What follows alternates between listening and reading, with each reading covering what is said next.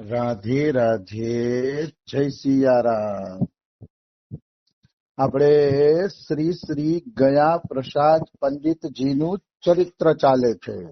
હા ગયા પ્રસાદ પંડિતજીની ના ચરિત્રમાં આગળ વધીએ તો હવે ઈ કેવા ગંભીર હતા એના ઉપરનો એક પ્રસંગ આવે છે.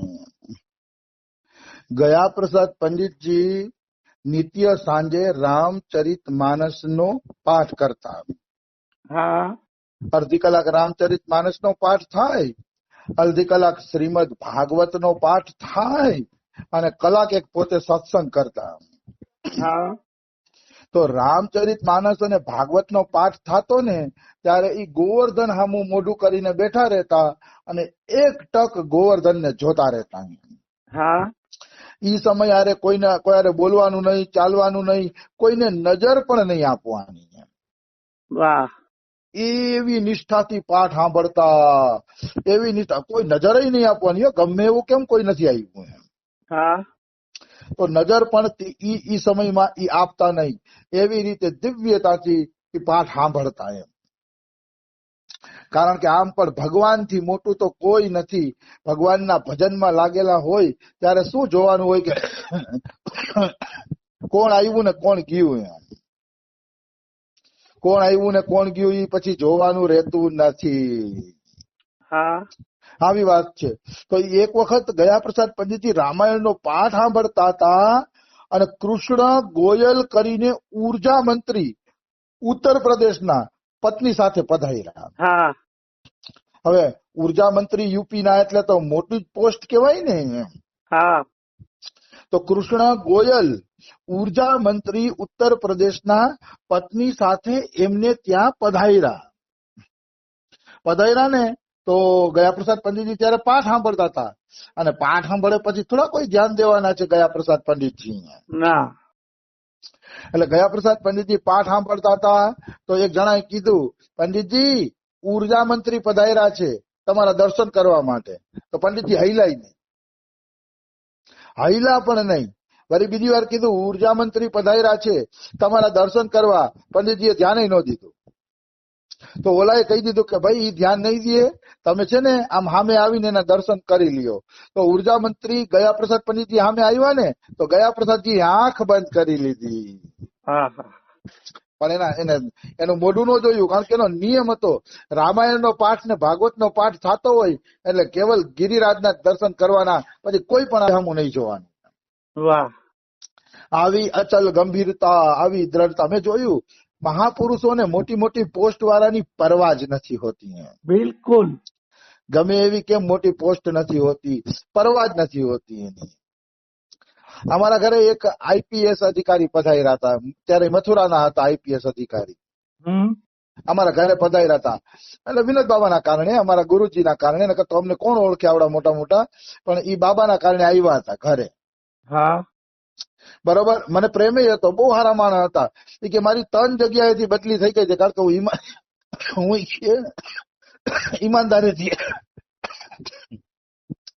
હું ઈમાનદારીથી હાલું ને એટલે મારી 3 જિલ્લામાં બદલી થઈ ગઈ. હા અને મથુરામાં પણ ખોટું કરવું હતું અધિકારીને, એટલે મથુરામાંથી લખનઉ ઉપાડી લીધા. અત્યારે લખનઉ છે આઈપીએસ. હા તો લખનઉ એને ઉપાડી લીધા, કારણ કે એ સાચો માણસ હતો, ખોટું નથી કરતો એટલે બદલી થાય રાખે. તો મથુરામાં હતા ને ત્યારે અમારા ઘરે એકવાર આવ્યા હતા. હા હજી એના ફોન નંબર મારામાં પડ્યા છે. મેં કોઈ દી મેસેજ નથી કર્યો કે નથી કોઈ દી એને ફોન કર્યો. હા આપણે શું લેવા દેવા છે હવે. હા એ સારા માણસ હતા, જો ખોટું નતા કરતા, નોકરીમાં ભક્તિમાં રસ હતો, બધું હતું. પણ હવે એવડા અધિકારી યારે સંબંધ રાખીને આપણે શું કામનું, આપણે એ સંબંધ નિભાવી ન હતી. હા આવી વસ્તુ છે. તો અમારા ઘરે આવ્યા હતા 1-2 વખત, અમે મળ્યા હતા. મને ફોન નંબર પણ પોતાના આપતા ગયા હતા કે ભૈયા કોઈ કામ હોય તો કેજો. તો અમે કઈ બહુ સંપર્ક રાખતા નથી. એ બધું મોટા માણસોને મોટા સંતોને શોભે, આપણે સાચવી પણ ન શકીએ. હા તો ગયા પ્રસાદ પંડિતજીએ ઉર્જા મંત્રી સામું જોયું પણ નહીં. આવી જ ઘટના બને છે દેવરાહા બાબા હારે. હા દેવરાહા બાબાનું નામ તો તમે સાંભળ્યું હશે. હા દેવરાહા બાબા એટલે કુટિયાઈ નહોતી બનાવી, યમુના કિનારે 4 લાકડાના થાંભલા ખોલીને મચાન બનાવ્યું હતું. હા અને એ મચાન ઉપર જ દેવરાહા બાબા બેઠા રહેતા. ભજન એનું એમાં જ કરવાનું, બેસવાનું એમાં જ, મચાન ઉપર જ બધું, હા યમુનાજીના કિનારે. તો એ દેવરાહા બાબાને ઇન્દિરા ગાંધી મળવા આવી એવું મેં સાંભળ્યું હતું. હા ઇન્દિરા ગાંધી મળવા આવી, એને બરોબર વાત ન કરી, ખાલી પ્રસાદ આપી દીધો, એકાદ બે વાર વાત કરી, બીજું કાંઈ નહીં. મચાનમાંથી નીચે ન ઉતરાય. વાહ હા, ઇન્દિરા ગાંધી આવી હતી ત્યારે. અને મેં સાંભળ્યું છે કે એકવાર એને કોઈ બહુ મોટો નેતા મળવા આવવાનો હતો દેવરાહા બાબાને. હા તો દેવરાહા બાબાની મચાનની બાજુમાં એક મોટું ઝાડવું હતું. ઝાડવું હતું ને, તો ઓલા મથુરાના જે અધિકારી હતા ને, એને કીધું કે આ ઝાડવું તાત્કાલિક કાપી નાખો અને અહીંયા હેલીપેડ બનાવી દો. અધિકારી આવે છે તો હેલિકોપ્ટર થી સીધો આ જગ્યા ઉપર ઉતરે. હા કારણ કે બીજે ક્યાંય હેલીપેડની જગ્યા નહોતી, એટલે ઓલું ઝાડવું કાપવું પડે એમ હતું. અને દેવરાહા બાબાને ગુસ્સો આવ્યો કે તમે વ્રજના વૃક્ષોને કાપશો, એ કે ખબરદારી કે અધિકારીને કહી દો મને મળવા ન આવે, કે આ ઝાડવું કપાવવું ન જોઈએ કે. વાહ તો ઓલો મથુરાનો અધિકારી કે મારી નોકરી વહી જશે, કે મારે ઝાડવું કાપવું પડશે, નકર કે પ્લેન ક્યાં ઉતરશે, મતલબ હેલિકોપ્ટર ક્યાં ઉતરશે. હા દેવરાહા બાબા કે જાવ, હું શ્રાપ આપું છું કે અહીંયા આવી જ નહીં હગે, કે કારણ કે એને વ્રજના વૃક્ષ કાપવાની ભાવના જાગી ગઈ છે, આવી જ નહીં હગે. અને સાચું કાજી મંત્રીનો કાર્યક્રમ બદલી ગયો. થોડીક વાર પછી ફોન આવ્યો કે હવે અમે અહીંયા નહીં આવીએ, અમે બીજી જગ્યાએ જાય છીએ. હા આ રીતે વ્રજનું વૃક્ષ બચી ગયું. આ ઘટના ગીતા પ્રેસ વાળાએ પર્યાવરણ અંકમાં લખેલી છે. હા પર્યાવરણ અંકમાં આ ઘટના લખેલી છે કે અંતે પછી વડાપ્રધાનને જ પોતાનો કોઈ મંત્રીને પોતાનો કાર્યક્રમ બદલવો પડ્યો, અને ગયા પ્રસાદ પંડિતજીની બાજુમાં એ આવ્યા નહીં. હા સોરી દેવરાહા બાબાની બાજુમાં પોતે આવ્યા નહીં. તો આ મહાપુરુષોના લક્ષણ છે. ઓલો થોડોક ધનવાન જોવે ને શિષ્ય અને દોડી પડે ને, એ શું ભગવાનનું ભજન કરવાના છે. બિલકુલ પૈસા જોઈને દોડે આ એટલે અહીંયા હું કઈ પૈસા વાળા ઉપર આક્ષેપ નથી કરતો, પણ સંતોની મર્યાદાનું ધ્યાન રાખવાનું કહું છું કે સંત તો એવો હોવો જોઈએ કે બે જણાને ગર્વ થાય કે નહીં અમારા ગુરુજી કોઈ સામે માથું ન નમાવે ભગવાન સિવાય. આમ આપણે છાતી ઠોકીને ગર્વ થવો જોઈએ, તો કઈક મજા આવે જીવન જીવવાની. બાકી ગુરુ 2-5 રૂપિયા હારું 10-10 હજારની દક્ષિણા હારું માથા નમાવતા હોય સંસારીને, એ ગુરુ નું શું ગર્વ થાય આપણે. હા આવી વસ્તુ છે. આવી ટકોર એટલે કરવી પડે કારણ કે આ બધી વાતો સાંભળવા જેવી છે. કારણ કે આજે પૈસાનું ચલણ બહુ થઈ ગયું છે. પૈસા દેખે આ બધા જાય. હા કોણ જાણે પૈસામાં શું જોઈએ. રામસુખદાસજી કે પૈસાથી રદી વસ્તુ બીજી એકઈ નથી. રામસુખદાસજી કે પૈસાથી રદી વસ્તુ બીજી, રદી એટલે કચરો, પૈસા જેવો કચરો અત્યારે સંસારમાં બીજો એકઈ નથી. એ ગયા પ્રસાદજી કે વસ્તુથી સુખ મળે છે, પૈસાથી સુખ નથી મળતું. તમને રોટી ખાવ તો પેટ ભરાય, પૈસાથી પેટ નથી ભરાતું. પૈસાથી તમે અનાજ ખરીદી શકો છો, પણ કાંઈ પેટ તો રોટીથી જ ભરાય, કાંઈ પૈસાથી ના ભરાય. એટલે પૈસાને રદી વસ્તુ કીધી રામસુખદાસજીએ.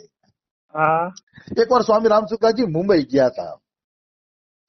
મુંબઈ ગયા ને સ્વામી રામસુખદાસજી, એટલે કોકે કીધું કે અહીંયા ગૌશાળા હાલે છે, આપણે જ્યાં સત્સંગ કરીને ત્યાં ગૌશાળા હાલે છે, તો તમે જરાક સત્સંગમાં કહી દેજો ને કે બધા થોડો સહયોગ કરે તો ગૌશાળાને થોડુંક ધન આવી જાય. તો રામસુખદાસજી કેટલો સરસ જવાબ આપે છે, હું અહીંયા ધર્મનો પ્રચાર કરવા આવ્યો છું, ધનનો પ્રચાર કરવા નથી આવ્યો. વાહ આ સ્વામી રામસુખદાસજીનો જવાબ હતો. ગર્વ થાય આવા પ્રસંગો સાંભળીએ, આવી વાતો સાંભળીએ તો છાતી ફૂલે એમ કે આવી રીતે સંતનું કઈ કઈ પૈસાનો પ્રચાર કરવા આવ્યો છે, પૈસા આપો પૈસા આપો. સંતની ઇજ્જત શું રહી જાય પૈસા આપો કરતા હોય તો. હા રામસુખદાસજીએ ના પાડી દીધી કે હું અહીંયા ધર્મનો પ્રચાર કરવા આવ્યો છું, ધનનો પ્રચાર કરવા નથી આવ્યો. કોઈને દેવા હોય તો સ્વેચ્છાએ ભલે ગૌશાળામાં આપે, હું મોઢેથી નહીં કહું કે પૈસા આપો તમે. મને ગમી આ વાત. આવી વાતો આપણે બહુ ગમે. આવી વાતો જ કરીએ તો સુદર્શન સિંહજી ચક્ર કરીને ક્ષત્રિય ભક્ત થયા છે. હા હનુમાન પ્રસાદ પોદારની નીચે એ કામ કરતા સુદર્શન સિંહજી ચક્ર. અને એ એવા ભાઈ ખતરનાક વ્યક્તિઓ, ક્ષત્રિયનું લોહી, અને કોઈ સામે ઝૂકે નહીં. ઝૂકે નહીં એટલે એનામાં દીનતા નથી એમ નહીં માનવાનું.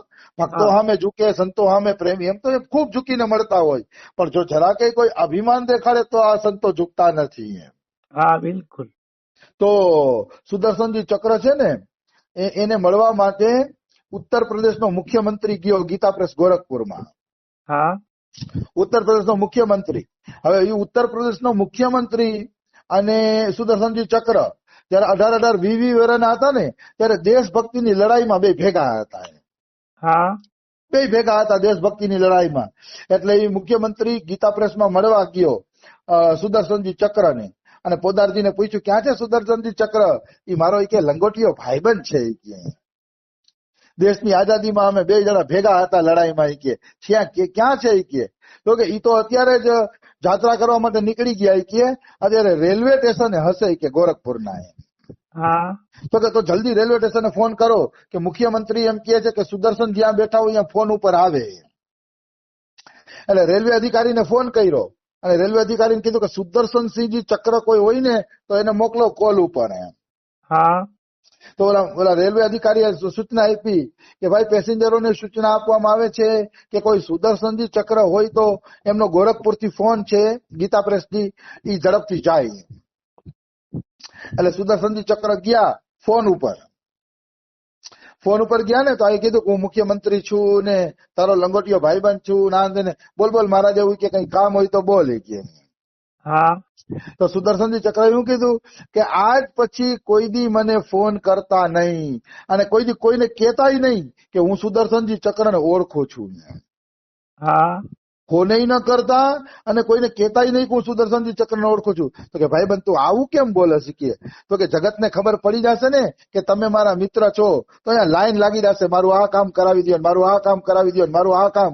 હું અહીંયા કામ કરવા નવરો છું બધા ના. કે વાહ મુખ્યમંત્રી નામ કહી દીધું. વાત તો સાચી જ છે ને. આજે આપણી યારે કોઈ મોટું માણસ ઓળખાણમાં હોય તો આપણે કેમ તરત જ કહીએ છીએ કે ભાઈ આ કામ કરાવી દેજા. હું આ સાચી વાત કહું છું. આજ મને જ કોઈ મોટો માણસ ઓળખતો હોય ને તો મારી પાસે ભક્તિનું લક્ષ્ય લઈને આવવા વાળા ઓછા થઈ જાય અને પોતાનું કામ કરાવવું હોય ને એવા વધુ આવી જાય. હા એટલે સુદર્શનજી ચક્રને ધન્ય જે કહી દીધું કે કોઈને કહેતાય નહીં કે હું તમારો મિત્ર છું. કે નકર આ કામ કરાવવા વાળાની લાઈન લાગી જશે તો હું કેટલાના કામ કરાવી શીખીએ. અને ફોન મૂકી દીધો સુદર્શનજી ચક્રએ. આને કહેવાય દિલેર માણસો. એને કઈ મતલબ જ નથી, મોટા હોય કે નાના હોય. ભક્ત હોય તો મતલબ છે, ભક્ત નથી તો કોઈ મતલબ નથી. હા ચાહે ગમે એવા મોટા માણસો હોય. આનો અર્થ હું એમ નથી કહેતો કે આપણે આપણી દીનતા છોડી દેવી હો. સંતોમાં દીનતા હોય જ, પણ સંતોમાં એક ખુમારી પણ હોય છે. બિલકુલ ખુમારી પણ હોય છે કે ભક્ત હોય તો આપણા પોતાના તો અહીંયા ઝૂકીએ બારંબાર. બાકી સંસારી હોય નકડું હોય તો એના ઘરના ને આપણે આપણા ઘરના. હા સુદર્શનસિંહજી ચક્ર છે ને એક વખત બેઠા હતા અને ત્યાંથી એક શેઠિયો નીકળ્યો. હા શેઠિયો નીકળ્યો ને એટલે એ શેઠિયાએ પૂછ્યું કે ફલાણા સંત અંદર છે? સુદર્શનજી કે મને ખબર નથી, લગભગ અંદર છે. કે આમ સુદર્શનજી ભાવમાં ડૂબેલા હતા ને તો રૂખો સુખો જવાબ આપ્યો હા કે હા અંદર હશે પણ મને કે ખબર નથી.